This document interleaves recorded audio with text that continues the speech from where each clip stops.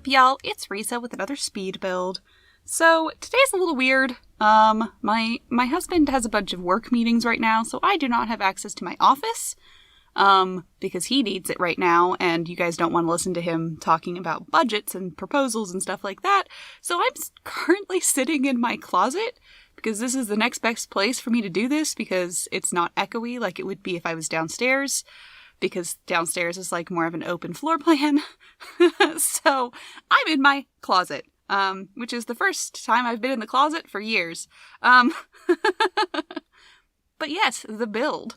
So I have been having a lot of trouble building right now, mostly because I have been having a lot of trouble just playing The Sims in general, and just being able to sit up and do things, partially because I apparently have something called labyrinthitis, which basically the labyrinth is a part of your ear, and mine is inflamed because of probably an infection of some kind.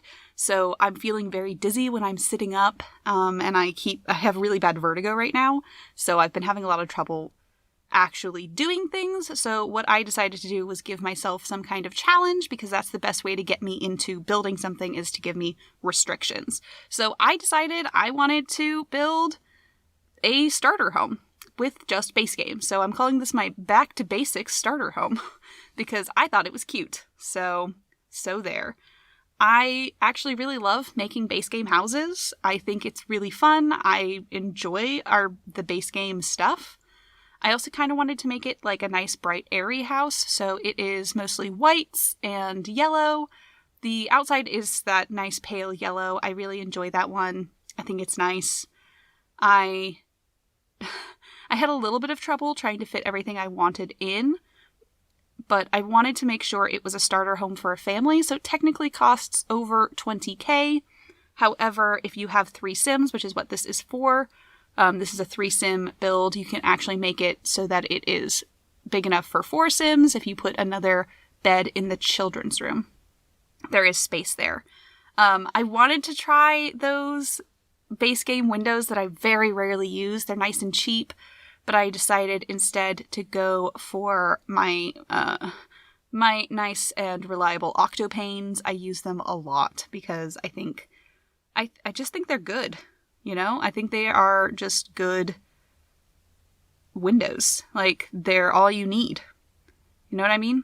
So I decided to do that. I end up making, like, the house, I move around, like, the floor plan a bit, but I did specifically make sure it is big enough to have 2 bedrooms and 1 bath. That was, like, my big thing, is I really wanted a house that was a starter home for a family, because so often when we do starter homes, we're likely to just build it for one person because it's easier. Well, I don't know if easier is really the right word, but I don't know. It is easier to build a starter home that's just a 1 bed, 1 bath. So actually trying to make sure that there is room for more people is definitely a bit more of a challenge, and that's what I was looking for anyway. I was looking for a challenge. I also went into this with no, like, plan on what I wanted it to look like. I just kind of started building, and I just went from there. All I knew is I wanted it to be 2 bedroom, 1 bath. I wanted it to be a starter home, and I wanted it to be a starter home that didn't really look like a starter home, and I think I did a good job on that, in my opinion. I didn't use any debug landscaping, which is something that I have been trying to not do so much, because I know that while debug landscaping definitely makes houses more affordable, I think what it can do is make it harder for people who are starting the game out. This is the first time they've played The Sims 4. They're like, I want to go download a house that I can immediately move my first family into and just play. I think that including debug landscaping can be very confusing, and just debug stuff in general can be very confusing for players who don't understand build mode. Like, they're still not there, they don't know any of the objects like we all do, so I try to not use so much when I'm doing base game starter houses, because I know it makes it look better to have more landscaping. I just don't want to do that to new players and have them be like, I don't know what this is. Why can I not, eyedropper it? Anything like that. So I very specifically chose to not do it. So it still, I think, ends up looking very cute. I also was trying to play around with some of the other, things that I don't use very often in base game. So I was trying to use, I used that in the bathroom. I used that wallpaper with the tiles on top. I so rarely use it, but it's not that bad. It's a nice wall covering, I guess is the way to put it. I don't hate it. I just thought I just very rarely use it. So I was like, let's do it. Let's just use it.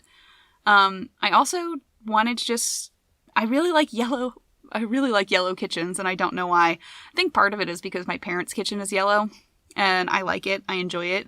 My mom would love for everything in that kitchen to be red instead of yellow.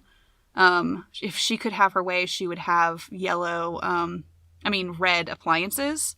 So maybe one day I'll build my parents' house, and I will make it how she would want it to be instead of how it is. Give her all fancy red appliances, like the Parenthood stuff maybe?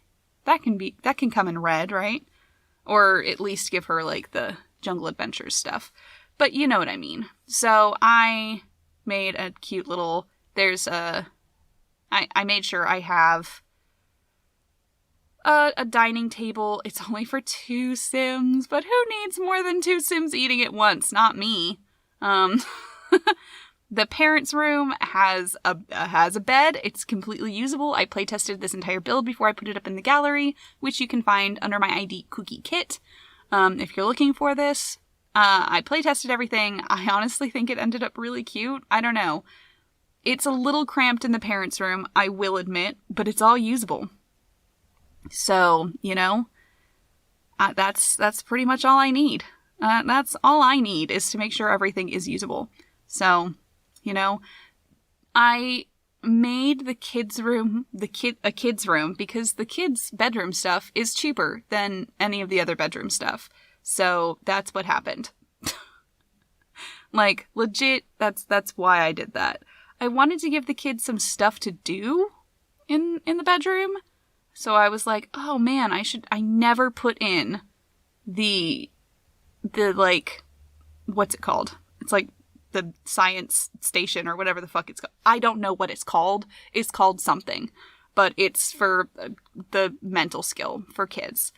So I was like, I'll put that in. And then the longer it was there, the more I was really bothered that it was that it was green and everything else was purple.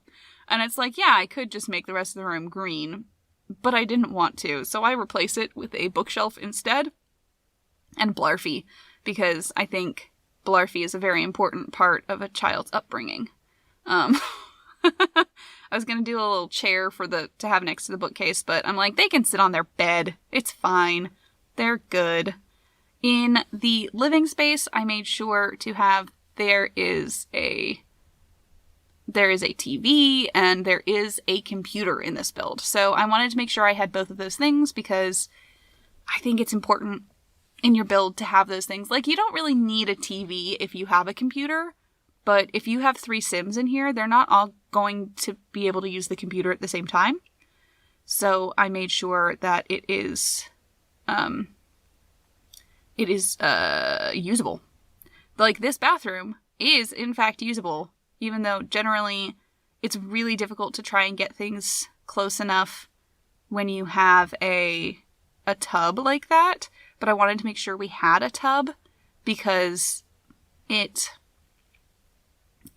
when you have a kid and stuff, and say you had a toddler instead, that way you can still bathe your child. Or if you wanted to get a dog, if you have cats and dogs, then you can use that.